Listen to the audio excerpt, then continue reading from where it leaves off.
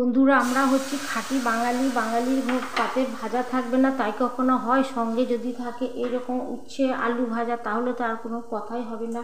প্রথমে উচ্ছেকে নুন হলুদ দিয়ে সামান্য একটু জল দিয়ে ভাপিয়ে নেব।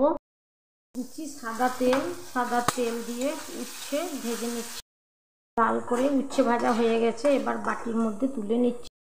ওর মধ্যে দিয়েছি কাঁচা লঙ্কা চেরা, দিয়ে দিচ্ছি ছোট আঁচলা আলু, দিয়ে দিচ্ছি কাঁচা জিরে গুঁড়ো, দিয়ে দিচ্ছি স্বাদ মতো লবণ আর হলুদ, সামান্য একটু জল দিয়ে দিচ্ছি, দিয়ে একটু ভাপিয়ে নিচ্ছি।